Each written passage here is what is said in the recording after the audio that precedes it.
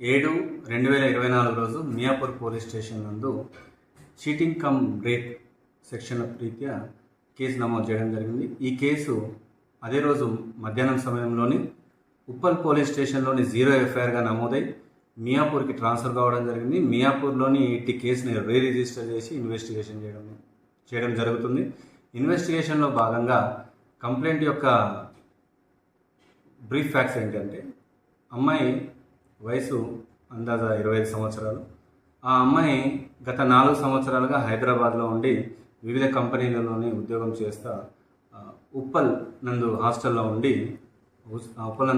ఉంటుంది. ఆ అమ్మాయి రీసెంట్గా జాబ్ అనే అప్లికేషన్లోని జాబ్ సెర్చింగ్లో భాగంగా JSR Sun City Miyapur branch వాళ్ళని సంప్రదించారు.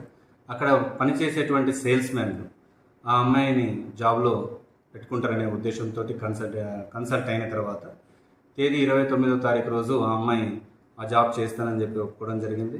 అండ్ 30వ తారీఖు రోజు మార్నింగ్ ఆ అమ్మాయి ఉప్పల్ నుంచి మియాపూర్ రావడం జరిగింది. మియాపూర్లోని ఉండేటువంటి సేల్స్ మెన్స్ అయినటువంటి సంగారెడ్డి అండ్ జనార్దన్ రెడ్డి వీరిద్దరు కూడా అమ్మాయికి నచ్చినటువంటి ఒక హాస్టల్లోని షెల్టర్ ఇవ్వడం జరిగింది.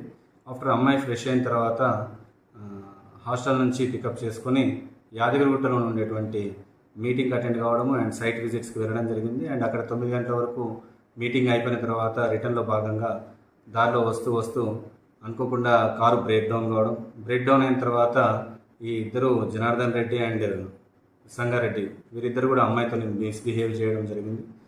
ఆ విధంగా అమ్మాయి బై 3 o'clock టైంలోని మళ్ళీ హాస్టల్లో వదిలిపెట్టడం జరిగింది. తర్వాత అమ్మాయి ఉంటున్నటువంటి ఉప్పల్కి వెళ్ళి ఉప్పల్ పోలీస్ స్టేషన్లోని కంప్లైంట్ ఇవ్వడం జరుగుతుంది. వాళ్ళు రేప్ అండ్ చీటింగ్ కేసుల కింద కేసు నమోదు చేసి మాకు ట్రాన్స్ఫర్ చేయడం జరిగింది. ఈ విషయంలోనే మేము ఇన్వెస్టిగేషన్ చేస్తూ ఉన్నాం.